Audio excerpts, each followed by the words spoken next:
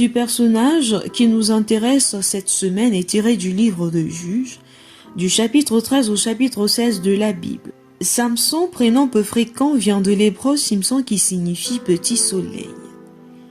On ne saurait parler de ce personnage sans évoquer l'histoire de séduction et de trahison la plus célèbre de l'Ancien Testament avec Dalila. À cette époque de l'histoire d'Israël, certaines tribus sont sous la domination des Philistins car ils firent encore ce qui déplaît à l'Éternel.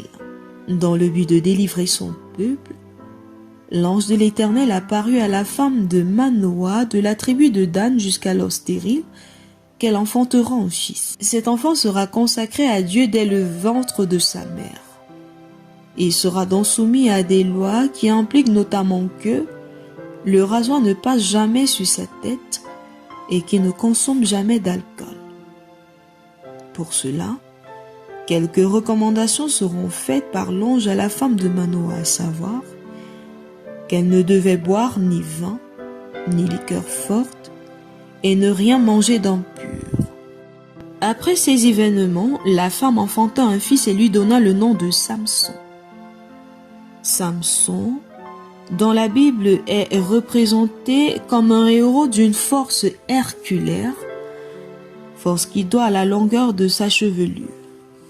Ainsi donc, il tue un lion à main nue, de même, il tue 30 hommes et les dépouille de leurs vêtements. Prisonnier des Philistins, il parvient à défaire les lions et armé d'une mâchoire d'âne, il défait les 1000 Philistins. Mais l'épisode le plus célèbre est sa séduction par Dalila. Celle-ci est sollicitée par les Philistins pour les aider à découvrir le secret de sa grande force. Elle le séduit et après plusieurs échecs, elle découvre que le secret de sa force provient de ses tresses. Après avoir rasé ses 7 tresses, dans son sommeil, il devient aussi faible qu'un homme ordinaire. Et les Philistins se saisirent de lui. Samson!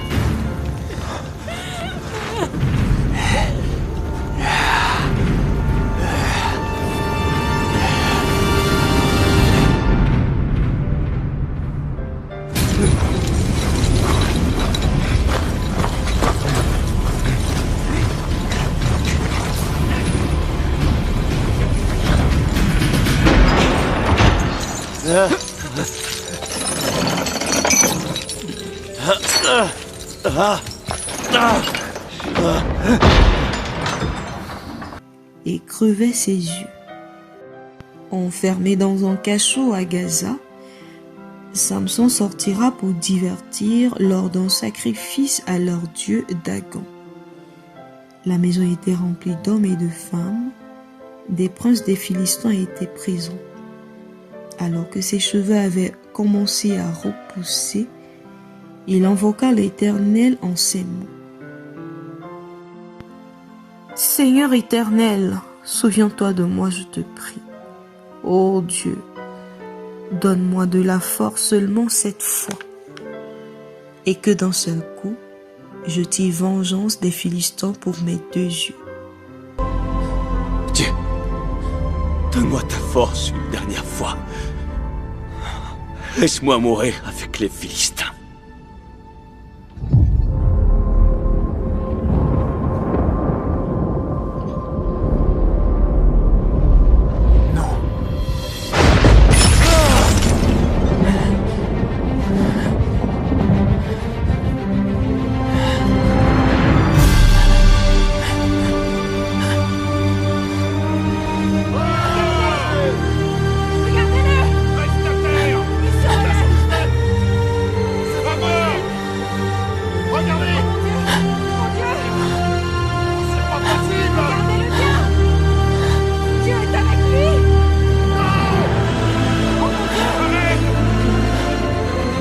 Prisonnier, tuez-le! Tuez-le!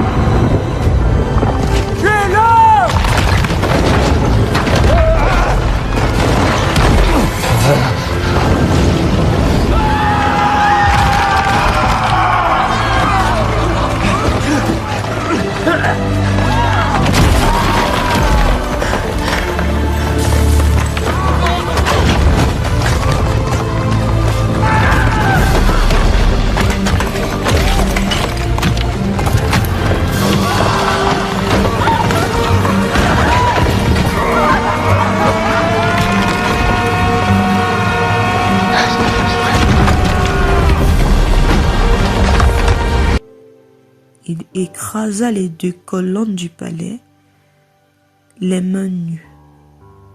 Ce qui fit périr ce jour-là était bien plus nombreux que ceux qu'il avait tués pendant toute sa vie.